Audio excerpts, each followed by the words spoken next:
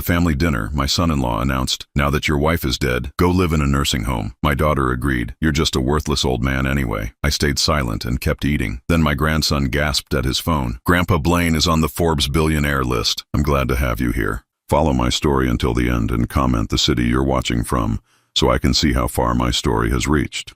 I'm 61 years old and I thought I knew what heartbreak felt like. I buried my wife Margaret 3 weeks ago. I thought that was the worst pain I'd ever endure. I was wrong. The dining room felt smaller than usual that Thursday evening. Sarah had insisted on this family dinner, said we needed to discuss my future now that Margaret was gone. I should have known better. I should have seen the trap in her overly sweet voice when she called, the way she kept saying Dad, like she actually cared. The mahogany table Margaret and I bought 40 years ago was set for 5. Sarah sat across from me, picking at her salmon with that disgusted expression she'd perfected in high school. My son-in-law Derek lounged in his chair like he owned the place, cutting his steak with theatrical precision. My grandson Tommy, barely 16, stared at his phone as usual, his dark hair falling over his eyes. "So, Dad," Sarah began, setting down her fork with deliberate care, "Derek and I have been talking." The way she said it made my stomach clench. Margaret always warned me about that tone. Sarah's plotting voice, she used to call it with a sad smile. Derek cleared his throat, straightening his tie. He always wore a tie to family dinners, like he was conducting business, which, I suppose, he was. "Blaine, we need to be practical about your situation." My situation. That's what they called being a widower now. "The house is too big for you," Sarah continued, not meeting my eyes. "And frankly, you can't take care of yourself. Look at you." I looked down at my flannel shirt, clean but wrinkled. My hands, spotted with age but still steady. I'd been taking care of myself just fine for 3 weeks, thank you very much. But I said nothing. Margaret always said silence was better than fighting with Sarah. Derek leaned forward, his voice taking on that patronizing tone he used with his clients. "Now that your wife is dead, it's time to face reality. You need to move to a senior living facility." The words hit me like a physical blow. Your wife, not Margaret, not Mom. Your wife, like she was some disposable thing. "There's a nice place about an hour from here," Sarah added, her voice brightening like she was discussing vacation plans. "Sunset Manor. They have bingo nights." Bingo nights. 43 years of marriage reduced to bingo nights. "I'm not ready for that," I managed to say, my voice smaller than I intended. Derek laughed. Actually laughed. "Ready?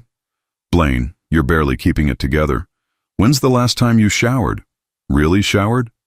I had showered that morning, but I didn't defend myself. What was the point?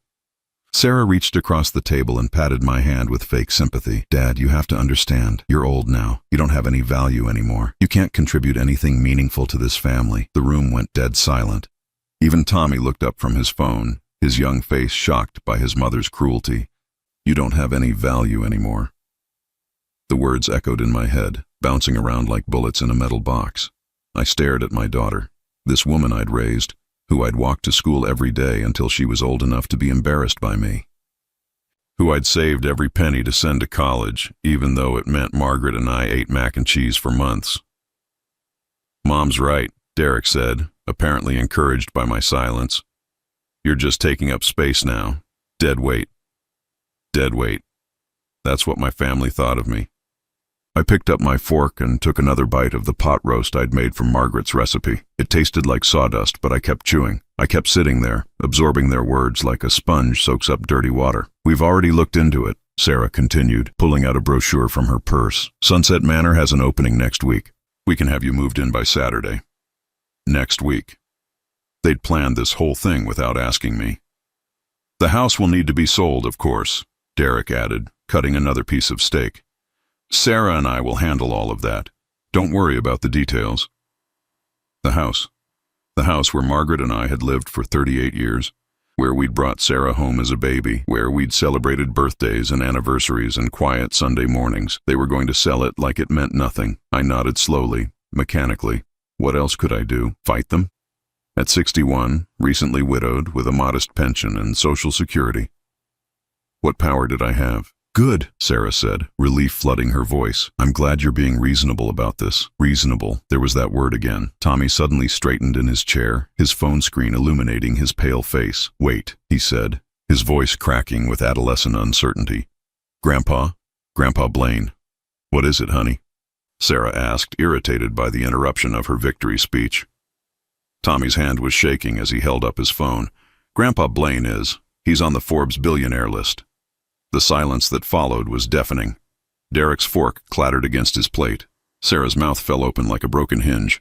"What?" Derek snatched the phone from Tommy's hands, his eyes scanning the screen frantically. I watched their faces change. The smug satisfaction melted away, replaced by confusion, then disbelief, then something that looked almost like fear. "Blaine Thompson," Derek read aloud, his voice strangled. "Real estate mogul. Net worth estimated at $8 billion. Sarah grabbed the phone, scrolling desperately. "This can't be right. There has to be some mistake. Dad doesn't have money. He drives that old pickup truck. He shops at Walmart." I took another bite of pot roast. It still tasted like sawdust, but now there was something else mixed in. Something that tasted almost like satisfaction. They stared at me with new eyes. These people who'd just finished explaining how worthless I was. Derek's face had gone pale and Sarah looked like she might be sick. "Dad?" Sarah's voice was small now, uncertain. Is this real?" I set down my fork carefully, the same way I'd been setting it down for 40 years at this table. I looked at my daughter, my son-in-law, and my grandson, 3 generations of my family, and only one of them looked happy about the news. "Pass the salt, please," I said quietly. The pot roast suddenly didn't taste like sawdust anymore. The next morning, I sat in my kitchen with a cup of coffee, watching the sun rise through the same window I'd looked through for 38 years. Margaret's empty chair across from me felt like a physical presence. She should have been here to see their faces last night. She would have laughed until she cried. My phone had been ringing since 6 a.m. Sarah called 17 times before I finally turned it off. Derek tried the landline next, then showed up at my door at 7:30, pounding like the house was on fire. I watched him through the curtains, red-faced and desperate, before he finally gave up and drove away in his BMW. The BMW I'd helped him buy, though he didn't know that. People think building an empire means you have to live like an emperor. They're wrong. The smartest thing I ever did was learn to live like I had nothing while accumulating everything. It started in 1983. I was 25, married to Margaret for 2 years, and we'd just had Sarah. I was working construction then, real construction. Not the made-up job Derek thought I did. My hands were permanently stained with concrete dust, my back ached every morning, and I made $12 an hour. One day, our crew was demolishing an old apartment building downtown. The owner was some out-of-state investor who wanted to build a shopping center. While we worked, I kept thinking about the location, the foot traffic, the potential. That night, I went to the library and researched property values in the area. The investor was selling cheap because he needed quick cash. The building was worth nothing, but the land underneath it was pure gold. I borrowed against everything Margaret and I owned. Our car, our wedding rings, even the small savings account we'd started for Sarah's college fund. I bought that lot for $28,000, using a shell company I created with the help of a lawyer I'd met at the library. Margaret thought I'd lost my mind. "Blaine," she said that night, holding 3-month-old Sarah in our tiny kitchen, "we have $47 left in checking. What if this doesn't work?" "Then we'll figure something else out," I told her, but my hands were shaking as I said it. 6 months later, the city announced plans for a new transit line. Property values in the area tripled overnight. I sold that lot for $90,000. That was the beginning. I took that profit and bought 2 more properties, both through different shell companies. Margaret and I kept living in our small apartment, driving our beat-up Honda, shopping at discount stores. When people asked about work, I told them construction was going well. Technically true, since I was constructing a real estate portfolio. By the time Sarah started kindergarten, I owned 12 properties across 3 states. By the time she graduated high school, it was 48 properties and several commercial developments. When she got married 10 years ago, I was worth more than most small countries, and through it all, we lived like we always had. Modest house, reliable cars, sensible clothes. Margaret understood why. She'd grown up poor too, watched her family torn apart by jealousy and greed when her grandfather struck oil on his farm. "Money changes people," she used to say, "but it changes the people around you even more." She was right. We saw it happen to friends who came into money. Suddenly, everyone was their best friend. Everyone had investment opportunities. Everyone needed help with bills. Families split apart over inheritances. Children stopped calling unless they needed something. We decided early on that our money would stay invisible until we were gone. Sarah would inherit everything, but only after we'd lived our lives without the poison of expectation and manipulation. The irony is delicious now. Sarah spent her entire adult life embarrassed by her poor father. She made excuses about our house when her friends came over. She never invited us to fancy parties because we didn't dress right. When Derek came along with his finance degree and his expensive suits, she was so proud to finally have some class in the family. Derek proposed to her at a restaurant that cost more than I made in a month, at least according to what they thought I made. He presented himself as her ticket to the good life, the provider who would give her everything her disappointing father couldn't. If they'd only known that I owned the restaurant where he proposed, along with half the block it sat on. The morning after their rehearsal dinner, Derek pulled me aside. I remember it clearly because Margaret had to hide her smile when she saw us talking. "Blaine," he said, straightening his designer tie, "I want you to know that you don't need to worry about Sarah anymore. I'll take care of her the way she deserves. She won't have to live like this anymore." He gestured around our living room at the furniture we'd bought secondhand and the carpet we'd installed ourselves. His expression was a mixture of pity and disgust. "That's good," I said. "She deserves to be happy." "Exactly." He clapped me on the shoulder like I was a child who'd finally understood a simple concept. "And don't worry about money for the wedding. I know this must be hard on your budget. Sarah and I will handle everything ourselves." They spent $60,000 on that wedding. I know because I owned the venue and catering company they used.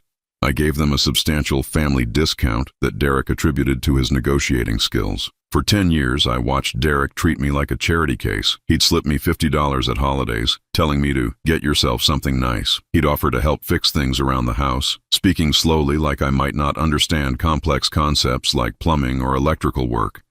When Sarah got pregnant with Tommy, Derek made a big show of setting up a college fund, implying that I certainly couldn't contribute anything meaningful to my grandson's future.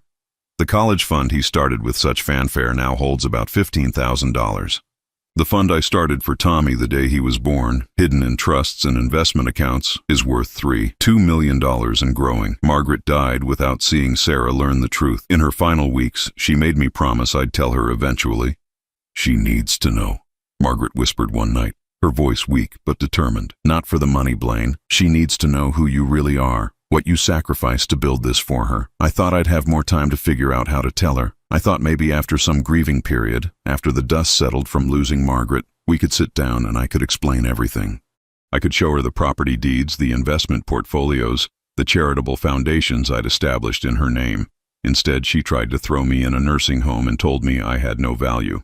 Now, sitting in my kitchen with Margaret's empty chair and my silent phone, I had to decide what to do with the truth she'd finally stumbled across. The doorbell rang. Through the curtains, I could see Sarah's car in the driveway. She was back, probably with 1,000 questions and a completely different attitude. I finished my coffee slowly, in no hurry to answer the door. After all, I was just a worthless old man with no value. What could I possibly have to say that would interest her? Sarah rang the doorbell 14 times before I finally opened it. She stood on my porch in a cream-colored dress I'd never seen before, her hair perfectly styled, makeup carefully applied. She looked like she was dressed for a job interview, which in a way I suppose she was. "Dad," she breathed, her voice trembling with what she probably thought sounded like emotion. "We need to talk." Behind her, Derek sat in their BMW, engine running, phone pressed to his ear. He was probably calling his office, canceling meetings, rearranging his entire day around this conversation he'd never planned to have. I stepped aside to let her in. She walked into the living room like she was seeing it for the first time, her eyes scanning the familiar furniture with new calculation. The couch where she'd watched Saturday morning cartoons was suddenly not just a couch. The bookshelf where Margaret kept her romance novels was now a potential asset to be appraised. "Is it true?" she asked, perching on the edge of the recliner like she might need to run at any moment. I settled into my usual spot on the couch, the same spot I'd occupied for 38 years. "Is what true? Dad, please." Her voice cracked, and for a moment she sounded like the little girl who used to crawl into our bed during thunderstorms. "The Forbes thing, the billions. Is it real?" I looked at her carefully. really looked at her. When had she gotten so thin? When had those lines appeared around her eyes? She was 43 years old, and I realized I barely knew the woman she'd become. "Yes," I said simply. The word hung in the air between us like a confession. Sarah's hands flew to her mouth, and she made a sound that might have been a sob or a laugh or both. "How?" she whispered through her fingers. "How is this possible?" Before I could answer, Derek appeared in the doorway, his face flushed from running across the yard. "Blaine, we need to discuss this situation immediately." Situation. Everything was always a situation with Derek. "The phone's been ringing nonstop," he continued, pulling out his cell phone and scrolling through missed calls. "Business Journal wants an interview. Channel 7 News is asking for a statement. There's a reporter from the Washington Post trying to track down your address." I felt a chill run down my spine. This was exactly what Margaret and I had always feared. The circus, the attention, the vultures circling. "How did they find out?" I asked. Derek's face went red. "Tommy posted about it on social media last night. Instagram, TikTok, Twitter. It's everywhere now." Sarah whirled around to face him. "He did what?" "I tried to get him to delete it, but it was too late. Screenshots, shares, the whole thing went viral. My grandpa is secretly a billionaire, or something like that." I closed my eyes, imagining Tommy's excitement, his pride in sharing this incredible discovery about his grandpa. He couldn't have known what he was unleashing. "We need damage control," Derek said, pacing now, his lawyer instincts kicking in. "Media management, security, financial advisors. This is going to be a nightmare if we don't get ahead of it." Suddenly everything was we. Sarah leaned forward, her eyes intense. "Dad, where is it? The money, I mean. How do we access it?" The question I'd been dreading. Not, "Are you okay?" Or, "Why didn't you tell us?" Just straight to the money. "It's complicated," I said. "Complicated how?" Derek stopped pacing and fixed me with his courtroom stare. "Are we talking about liquid assets, real estate portfolios, investment accounts? I need specifics, Blaine." The doorbell rang again, followed immediately by aggressive knocking. Through the window I could see a woman in a red suit holding a microphone, followed by a man with a camera. "Shit," Derek muttered, moving toward the window. They found the house. More cars were pulling up outside. News vans, reporters, neighbors coming out of their houses to see what was happening. Mrs. Patterson from next door was pointing at my house and talking animatedly to a young man with a notebook. My quiet street, the place where Margaret and I had lived in peaceful anonymity for 4 decades, was turning into a carnival. "We can't stay here," Sarah said, standing up and peering through the curtains. "Dad, do you have somewhere else we can go? Somewhere private where we can figure this out?" I almost laughed. Did I have somewhere else? I had 17 somewhere elses, including a penthouse in Manhattan that Derek had probably walked past 1,000 times without knowing his father-in-law owned the entire building. But looking at their faces, seeing the panic and calculation in their eyes, I realized something important. They weren't worried about me. They weren't concerned about my privacy or my safety or my well-being. They were worried about their access to whatever I had. "I need some air," I said, standing up. "Dad, you can't go outside," Sarah protested. "There are reporters everywhere. Then I'll go out the back." I walked through the kitchen to the back door, stepping onto the small patio where Margaret used to tend her tomato plants. The garden was overgrown now, weeds choking out the flowers she'd planted last spring. I'd been meaning to clean it up, but every time I looked at it, I missed her so much I couldn't breathe. Sarah and Derek followed me outside, their expensive shoes clicking on the concrete steps. "Dad," Sarah said, her voice taking on that wheedling tone she'd perfected as a teenager. "I know last night was difficult. We said some things we didn't mean. Some things we didn't mean."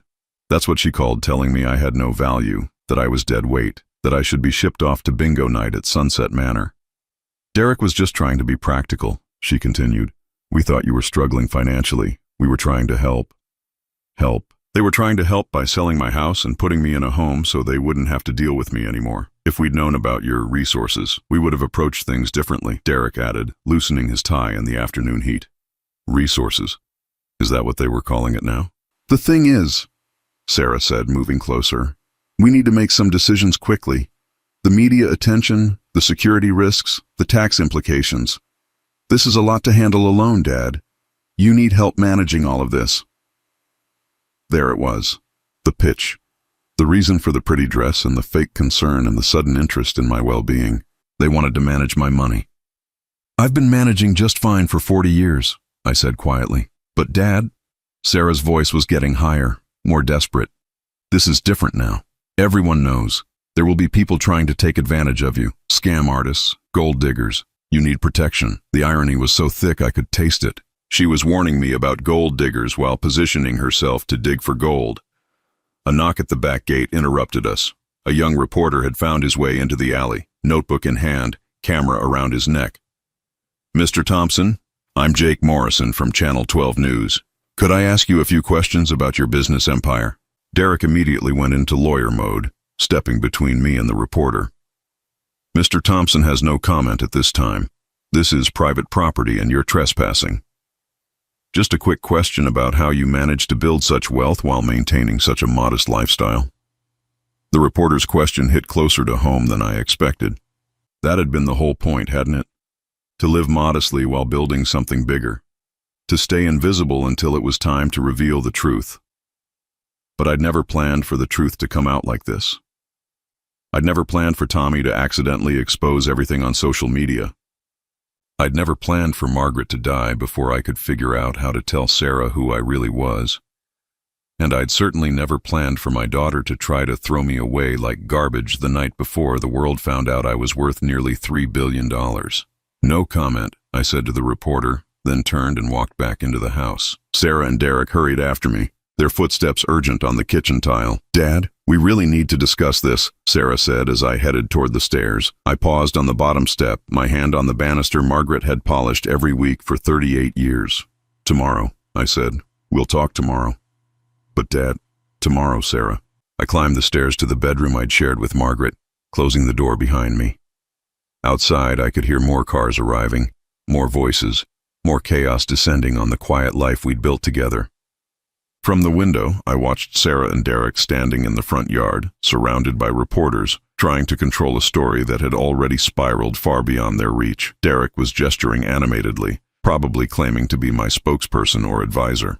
Sarah was smiling for the cameras, her hand shielding her eyes from the afternoon sun, playing the role of the devoted daughter who'd always known her father was special. I wondered what they'd told the reporters about last night's dinner. I wondered if they'd mentioned Sunset Manor or bingo nights or how worthless they thought I was just 12 hours ago. Probably not. Tomorrow I'd have to decide what to do about all of this. But tonight, I just wanted to sit in the bedroom I'd shared with Margaret and remember what it felt like when the only person who knew my secrets was the only person who mattered. I woke up at 5:30, the same time I'd been waking up for 40 years. Margaret used to say my internal clock was more reliable than Big Ben. The house was quiet, but outside I could see the news vans still parked along my street like sleeping predators. By 6 a.m., I was dressed and sitting in my kitchen with coffee and the newspaper. The newspaper I'd been reading at this same table for 38 years, except today my face was on the front page above the headline, "Mystery Billionaire Lived Next Door." The article was surprisingly accurate, considering they'd had less than 24 hours to research my life. They'd found records of some of my property holdings, interviewed former construction workers who remembered me, even tracked down my old boss from the 1980s. Blaine was always asking questions, the article quoted him saying, smart questions about property values, zoning laws, development plans. I thought he was just curious. Turns out he was planning. Planning. That was one way to put it. My phone started ringing at 6:15. Sarah again. I let it go to voicemail, then listened to her message while I made breakfast. Dad, it's me. Derek talked to some people last night, financial advisors and lawyers, and they all agree you need professional help managing this situation. We've set up a meeting at Derek's office this morning at 10. Don't talk to any reporters until then, okay?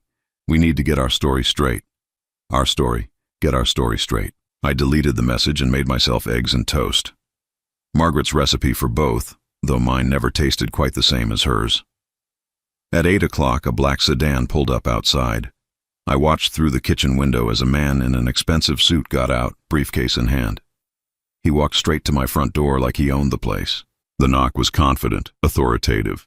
Through the peephole, I could see he was about 50, silver hair, the kind of practiced smile that probably cost him $50,000 a year in dental work. Mr. Thompson, my name is Richard Blackstone. I'm a wealth management specialist. I think we need to talk. I opened the door but didn't invite him in. About what? About protecting your assets, sir. About security. About making sure your family is taken care of properly. His smile widened. May I come in? No. The smile faltered just slightly. Mr. Thompson, I understand this must be overwhelming. Sudden wealth can be very challenging to navigate. I've helped many clients in similar situations. Similar to what? Well, to your situation. Newly public wealth, family considerations, tax implications. Mr. Blackstone, I said, leaning against the doorframe, exactly how do you think I accumulated nearly $3 billion without understanding tax implications? His practiced charm cracked a little more. Behind him, I could see reporters taking pictures of our conversation. Of course, sir. I just meant that managing public wealth is different from private wealth. There are new considerations now, such as security, for one thing, privacy protection, family dynamics. He lowered his voice conspiratorially. I understand there may be some tension with your daughter and son-in-law about how your assets should be managed. I looked at him for a long moment. Who sent you, Mr. Blackstone? I'm sorry, Derek or Sarah? Which one hired you to come here and convince me I need help? His face went red. Sir, I can assure you that I'm here independently seeking to... I closed the door in his face. 10 minutes later, Derek's BMW pulled up behind the black sedan. Derek got out, his face already flushed with anger as he approached Blackstone. I couldn't hear their conversation, but their body language was clear enough. Derek was furious that his hired gun had failed so spectacularly. Sarah emerged from the passenger seat wearing another outfit I'd never seen. This one navy blue and probably worth more than most people's monthly rent. She looked around at the reporters and cameras with the expression of someone who'd just realized she was in over her head. The doorbell rang again. This time I ignored it. It rang 17 more times over the next hour, followed by increasingly frantic knocking and Sarah calling my name through the door. Finally, I heard Derek's voice, calm and measured in his lawyer tone. Blaine, we know you're in there. We can see you moving around. We're not leaving until we talk. I opened the door and looked at both of them standing on my porch like door-to-door salesmen. You sent that man here, I said to Derek. What man? He tried to look confused, but Derek had always been a terrible liar. Richard Blackstone, wealth management specialist. Did you really think I'd fall for that? Sarah stepped forward. Dad, we're just trying to help. This is all happening so fast, and there are people who will try to take advantage of you. People like you. The words came out harsher than I'd intended, but I didn't take them back. Sarah flinched like I'd slapped her. That's not fair, she said, her voice small. We're your family. Family. I tasted the word like it was poison. Is that what you called me last night when you said I had no value? When you wanted to ship me off to bingo nights at Sunset Manor? Derek cleared his throat. Blaine, emotions were running high last night. We all said things we regret, but we need to focus on moving forward now. Moving forward with what? With managing your wealth responsibly, with protecting your legacy, with making sure your assets are properly structured for tax efficiency and estate planning. I almost laughed. Estate planning. 3 days ago they were planning to put me in a nursing home, and now they were worried about my estate planning. I have a lawyer, I said. You do? Sarah looked surprised. Who? Someone who's been handling my affairs for 30 years. Someone who knows about all of this already. That wasn't entirely true. I had several lawyers, actually, representing different aspects of my business interests through various shell companies and trusts. But they didn't need to know that yet. Derek's face was getting redder. Blaine, with all due respect, whoever you've been using for basic legal work isn't equipped to handle wealth at this level. You need specialists, tax attorneys, estate planners, wealth managers. I need a shower, I said, and started to close the door. Sarah stuck her foot in the doorway. Dad, please. Just listen to us for 5 minutes. I looked down at her expensive shoe blocking my door, then back up at her face. She was trying to look desperate and loving, but there was something else in her eyes, something calculating. 5 minutes, I said, stepping back. They followed me into the living room, both of them sitting on the edge of the couch like they were ready to spring into action at any moment. Okay, Derek said, pulling out his phone and opening what looked like a notes app. First priority is security. You can't stay in this house anymore. Too exposed, too many reporters, too many people who now know where you live. Where would I go? We found a nice hotel downtown, Sarah said quickly. Very secure, very private. We could all stay there while we figure out next steps. All of us, of course. Second, Derek continued, we need to get control of your assets. Move them into properly structured trusts. Make sure everything is legally protected. I've already spoken to several wealth management firms. Without asking me. We're trying to be proactive, Blaine. Time is critical here. Critical for what? Derek and Sarah exchanged a look I didn't like. Dad? Sarah said, her voice taking on that patronizing tone she used with Tommy when he was being difficult. You're 61 years old. You've just suffered a major loss with Mom's death. You're probably not thinking as clearly as you normally would. What are you saying? I'm saying that maybe you shouldn't be making major financial decisions right now. Maybe you need help. There it was, the real pitch. They weren't just trying to manage my money. They were trying to prove I wasn't capable of managing it myself. I stood up slowly, my joints creaking in protest. Derek and Sarah watched me like they were afraid I might fall over. Get out, I said quietly. Dad, get out of my house. Blaine, be reasonable. I walked to the front door and opened it wide. The reporters outside immediately started shouting questions and taking pictures. You have 10 seconds to leave before I tell these nice reporters exactly what you said to me last night at dinner. Sarah went pale. Derek's mouth opened and closed like a fish out of water. You wouldn't, Sarah whispered. Try me. They left, but not quietly. Derek was muttering about legal action and cognitive evaluations as they walked to their car. Sarah was crying, or at least pretending to cry, probably for the benefit of the cameras. I closed the door and went back to my kitchen, where my coffee was getting cold and the newspaper was still open to my photograph. In the picture, I looked like exactly what I was. A tired old man in a flannel shirt who just wanted to be left alone. But I wasn't going to be left alone. Not now. Not after Tommy's social media post had opened Pandora's box. The secret I'd kept for 40 years was out, and everyone I'd ever known was going to want their piece of it. Sarah and Derek would be back, probably with lawyers and doctors and court orders. Other relatives would start crawling out of the woodwork. Strangers would show up at my door with investment opportunities and sob stories and marriage proposals. Margaret had been right. Money didn't change you. It changed everyone around you. I picked up my phone and scrolled through my contacts until I found the number I was looking for. James Morrison, the lawyer who'd helped me set up my first shell company in 1983. He was probably 75 now, maybe retired, but if anyone would understand the mess I was in, it was him. The phone rang 3 times before a familiar voice answered. James Morrison. Jim, it's Blaine Thompson. A pause. Well, I'll be damned. I saw you on the news this morning. Wondered when you'd call. I need help, Jim. I figured you might. Want to tell me what's going on? I looked around my kitchen, at Margaret's empty chair and the newspaper with my face on it, and the cold coffee that tasted like 40 years of careful planning falling apart. My family wants to have me declared incompetent so they can control my money. The same family that didn't know you had any money until yesterday? That's the one.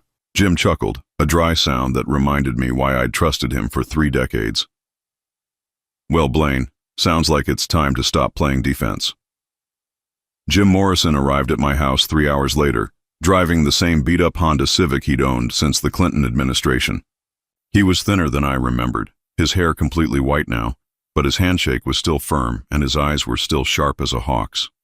You look like hell, Blaine, he said, settling into Margaret's chair at the kitchen table without being asked. Jim had always been comfortable in my house, one of the few people who knew the real story from the beginning. I feel like it. He pulled out a worn leather briefcase and extracted a thick folder. I've been following your empire for 30 years, remember? I know exactly what you're worth, what you own, and how it's all structured. The question is, what do you want to do about your family? I poured him coffee and sat down across from him. Outside, I could see reporters still camped on my street, but they'd stopped bothering to ring the doorbell. They want me declared incompetent, I said. That's what you told me on the phone. Any basis for it? I'm 61 and recently widowed. They think that makes me vulnerable. Jim snorted. You've been making billion-dollar decisions for decades. Any judge who declares you incompetent needs their own competency hearing. He opened the folder and spread out papers across the table. But here's what worries me. They don't need to prove you're incompetent forever. They just need to prove you're temporarily incapacitated. Grief, depression, poor judgment following a spouse's death. They could get temporary conservatorship, and temporary has a way of becoming permanent. My stomach clenched. Can they do that? With the right lawyer and the right judge? Maybe. Especially if they can show you're making erratic decisions or being influenced by outside parties. What kind of erratic decisions? Giving away money, making sudden changes to your will, cutting family members out of inheritances. He looked at me carefully. Were you planning to do any of those things? I thought about Sarah's face when she told me I had no value, Derek's smugness when he explained I was dead weight, the way they'd already picked out my nursing home and planned to sell my house. Yes, I said. Jim nodded like he'd expected that answer. Then we need to be very careful about how we do this. If you make dramatic changes to your estate right now, while emotions are high and the media is watching, it could look exactly like what they'll claim. An old man making poor decisions because he's not thinking clearly. So what do you suggest? We get ahead of it. We make your decisions look rational, well-planned, and legally bulletproof. He pulled out a legal pad and uncapped a pen. Tell me exactly what happened at that dinner. I told him everything. Sarah's coldness, Derek's calculations, the way they'd discussed my future like I wasn't sitting right there. The nursing home brochure, the plans to sell the house, the casual cruelty of being told I had no value anymore. Jim took notes, his expression getting darker with each detail. They recorded any of this? He asked. I don't think so. Pity. Would have made things easier. He tapped his pen against the pad. But we can work with this. Here's what we're going to do. Over the next 2 hours, Jim laid out a strategy that was both elegant and ruthless. We would restructure my entire estate, but we'd do it in a way that looked thoughtful and deliberate rather than reactive. First, we'd establish a detailed timeline showing that I'd been planning changes to my will since before Margaret's death, based on conversations she and I had about wanting to ensure Tommy's future while making sure Sarah learned the value of work. Margaret kept journals, I told Jim. She wrote about our conversations about the money, about wanting Sarah to understand what real work meant. Perfect. That establishes premeditation and sound reasoning. Second, we'd create a comprehensive psychological evaluation showing I was mentally competent and making rational decisions. Jim knew a respected psychiatrist who specialized in capacity evaluations. Dr. Sarah Chen. She's testified in hundreds of cases. If she says you're competent, no judge in the state will question it. Third, we'd document every interaction I'd had with Sarah and Derek since Margaret's death, particularly their attempts to control my assets and their hiring of Richard Blackstone without my consent. That shows a pattern of manipulation and overreach, Jim explained. It supports your decision to limit their access. But the most important part of the plan was the restructuring itself. I'm going to create a trust for Tommy, I told Jim. Full funding for education, health care, housing until he's 30. After that, he gets the principal if he's earned it. Earned it how? College degree, 2 years of meaningful work, no criminal record. And he has to spend 1 year working with a charitable organization that helps families in crisis. Jim smiled for the first time since he'd arrived. I like that. Shows you're thinking about character development, not just money management.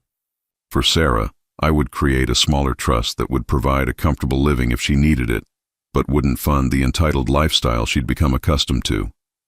How much? Jim asked. Enough for a nice house, a reliable car, and security. Not enough for country club memberships and designer clothes. And Derek? I met Jim's eyes. Derek gets exactly what he thought I was worth when he married my daughter. Nothing. The bulk of my estate would go to a foundation Margaret and I had discussed creating, focused on helping families transition out of abusive situations. It would be named after Margaret, and Tommy would have the option to join the board when he turned 25. This is good, Jim said, reviewing the structure we'd outlined. It shows long-term thinking, moral reasoning, and genuine care for family while holding them accountable. No judge would call this the work of an incompetent mind. We spent another hour working out details, then Jim packed up his papers. I'll have the documents drawn up by tomorrow, he said. We'll execute everything properly, with witnesses and video recording showing you're lucid and deliberate. Once it's done, it'll be very hard for anyone to challenge. After Jim left, I sat alone in my kitchen as the sun set outside my window. The reporters were still there, but they'd settled in for the long haul, some of them eating takeout food while they waited for something interesting to happen. My phone had been buzzing all afternoon with calls from numbers I didn't recognize. Sarah had called 6 more times, leaving increasingly desperate voicemails. Derek had sent a series of text messages that started apologetic and got progressively more threatening. At 8 o'clock, headlights swept across my living room window. A car door slammed, followed by the sound of someone running up my front walk. The knock was frantic, urgent. Through the peephole, I could see Tommy standing on my porch, his young face streaked with tears. I opened the door immediately. "Grandpa," he said, throwing his arms around me. "I'm so sorry. I didn't know this would happen. I didn't mean to mess everything up." I held him tight, this 16-year-old boy who still called me Grandpa instead of calculating my net worth. "You didn't mess anything up, Tommy." "But I did. I posted about it online, and now there's all these people, and Mom and Derek are fighting, and everyone's mad at each other." I guided him inside, away from the cameras and reporters who were undoubtedly photographing this reunion. "Where are your parents?" "At Derek's office. They've been there all day with lawyers and financial people, talking about what to do about you." He wiped his nose with his sleeve. "They think you're going crazy because of Grandma Margaret dying. What do you think?" Tommy looked at me with Margaret's eyes, studying my face carefully. "I think you're sad, but not crazy. And I think Mom and Derek are being really mean to you. This boy, this wonderful, honest boy who saw things exactly as they were." "Tommy," I said, sitting down next to him on the couch, "there are going to be some changes coming. Things between me and your parents might get complicated. Are you going to cut them off? Like, completely?" The question surprised me with its directness, but Tommy had always been perceptive. "I'm going to make sure you're taken care of," I said. "Your future, your education, your security. That's the most important thing to me." "But what about Mom?" I thought about how to answer that. How do you tell a 16-year-old that his mother had revealed herself to be someone I barely recognized? That she'd been so quick to discard me when she thought I was worthless, and so desperate to control me now that she knew I wasn't? "Your mom is going to have to figure out what kind of person she wants to be," I said finally. "And what kind of relationship she wants with me." Tommy nodded solemnly, understanding more than I'd given him credit for. "Grandpa, can I ask you something?" "Anything. Why didn't you tell us? About the money, I mean. Why did you let everyone think you were just regular?" I smiled, remembering Margaret asking me the same question years ago, and my answer then was the same as my answer now. "Because I wanted to know who you all really were, when you thought I had nothing to offer except love." Tommy was quiet for a long moment, processing that. "And now you know," he said. "Now I know." He leaned against me, this tall, gangly teenager who was still young enough to need his grandfather's comfort. "I love you, Grandpa. Not because of the money. Just because you're you." I held him close, feeling something settle in my chest that had been twisted and painful since Margaret's funeral. Some bonds couldn't be bought, couldn't be calculated, couldn't be destroyed by greed or manipulation. "I love you too, Tommy, and I always will." Outside, the reporters continued their vigil, waiting for the next chapter of a story they didn't really understand. They thought this was about money, about a hidden fortune and family drama. But it wasn't about money. It had never been about money. It was about finding out who really loved you when they thought you had nothing left to give. 3 months later, I stood in the kitchen of my new home, watching the sun rise over the lake through floor-to-ceiling windows.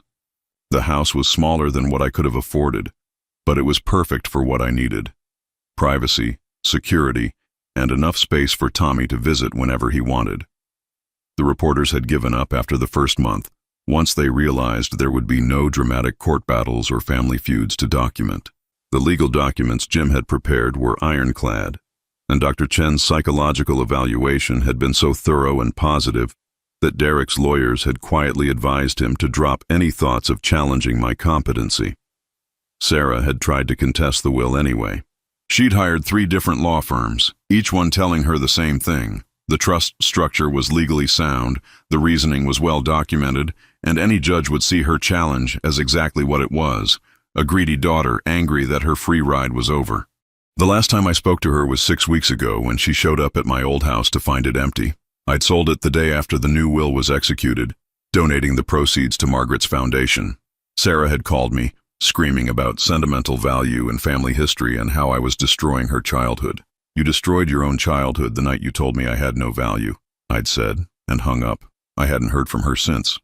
Derek had filed for divorce 2 weeks after that, once he realized Sarah wouldn't be inheriting billions after all. The divorce proceedings were ugly and public, with Derek claiming Sarah had misrepresented her family's financial situation. Sarah was fighting for alimony, but Derek's prenup was apparently as thorough as his earlier attempts to control my money. I felt no satisfaction in their misery, just emptiness where love for my daughter used to live. But Tommy was a different story. The sound of a car in my driveway interrupted my morning coffee ritual. Through the window, I could see Tommy climbing out of his beat-up Honda, the car I'd bought him for his 17th birthday, along with driving lessons from a professional instructor. Nothing flashy, nothing that would make him a target, but reliable and safe. He came through the back door without knocking, the way Margaret used to do when she'd come back from the grocery store. "Morning, Grandpa," he said, grabbing a mug from the cabinet and pouring himself coffee like he lived there. Which in many ways he did. After his parents' divorce turned nasty, Tommy had asked the court to let him live with me. The judge had been hesitant at first. A 17-year-old living with his billionaire grandfather raised obvious concerns about undue influence. But when Tommy explained calmly and clearly that he simply felt safer and more loved in my house than in either of his parents' homes, the judge had agreed to a trial period. That trial period had become permanent when Sarah missed 3 consecutive custody visits and Derek moved to another state to take a job with a law firm that didn't know about his failed attempt to marry into money. "You're up early," I said, watching Tommy doctor his coffee with the same amount of cream and sugar Margaret used to use. Couldn't sleep, too excited about today. Today? I'd almost forgotten. At 17, Tommy was graduating high school a year early, having thrown himself into his studies with the kind of focus I recognized from my own youth. The kind of focus that comes from wanting to prove you're worth more than what people expect. "You sure you want me there?" I asked. "It'll probably attract attention." Tommy rolled his eyes. "Grandpa, I don't care if the president shows up with a marching band. You're my family. You belong there." Family. The word meant something different now than it had 6 months ago. We drove to the graduation ceremony together in my modest Toyota, the same car I'd been driving for 5 years, much to the disappointment of reporters who'd expected a billionaire to upgrade his lifestyle overnight. Tommy wore the suit we'd bought together last week, navy blue and well-fitted, but not expensive enough to make his classmates uncomfortable. The ceremony was held in the high school gymnasium, the same place where I'd watched Sarah graduate 25 years earlier. She'd been valedictorian then, brilliant and driven and full of potential. I'd been so proud, sitting in these same bleachers next to Margaret, believing my daughter would conquer the world. Now my grandson was graduating in the top 10% of his class, heading to State University in the fall on partial academic scholarship.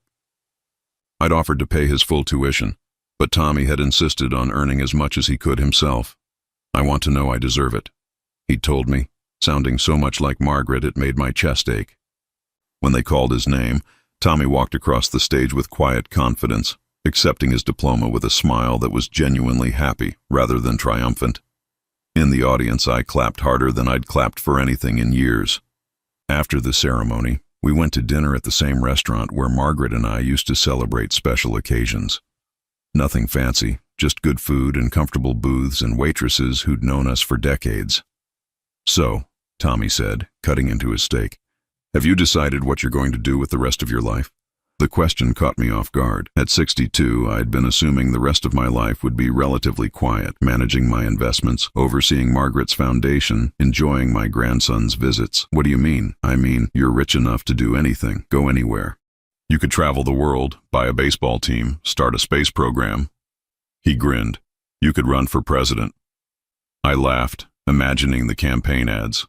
"Vote for Blaine Thompson. He lived in the same house for 40 years and drove a pickup truck." "That might actually work," Tommy said seriously. "People would probably find it refreshing." We talked through dessert about his plans for college, his interest in studying business and maybe law, his idea about joining the Peace Corps after graduation.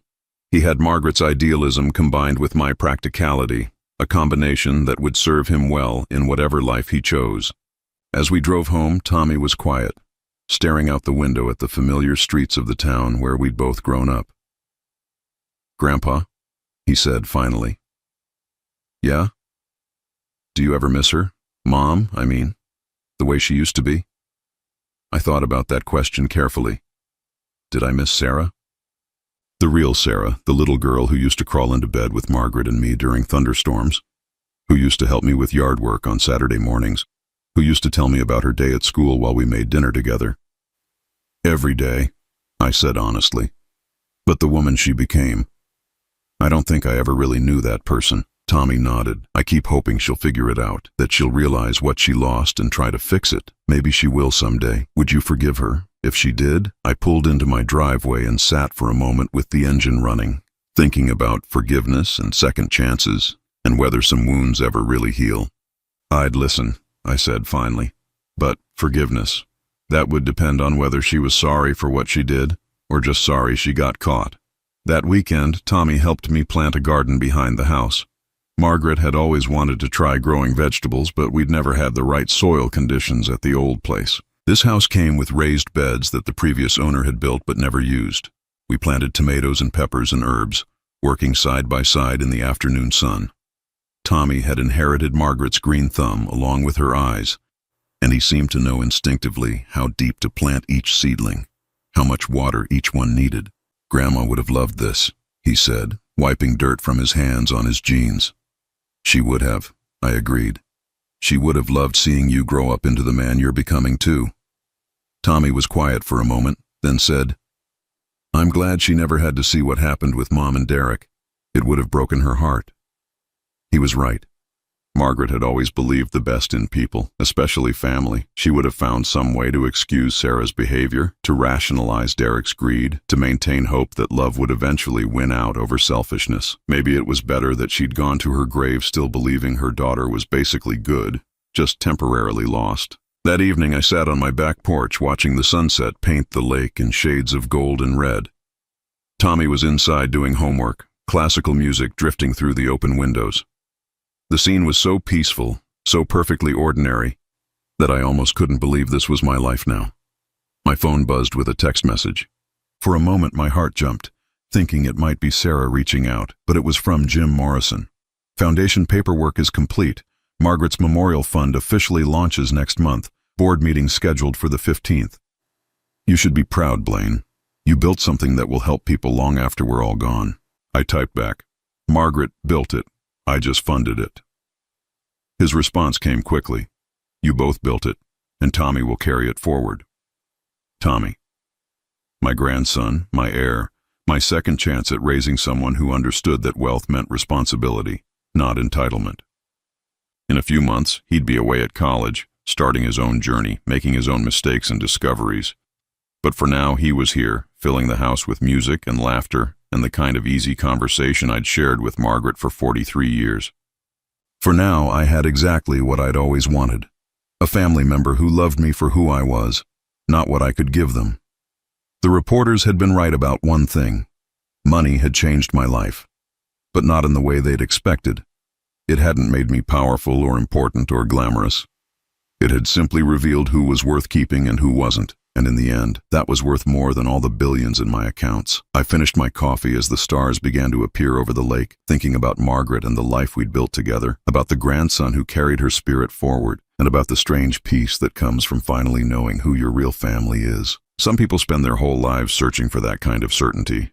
I'd found it at 62, sitting on a porch I actually owned, watching my grandson study for a future he'd earned himself. It was enough. It was more than enough. It was everything. Now I'm curious about you who listened to my story. What would you do if you were in my place? Have you ever been through something similar? Comment below, and meanwhile, I'm leaving on the final screen 2 other stories that are channel favorites, and they will definitely surprise you. Thank you for watching until here.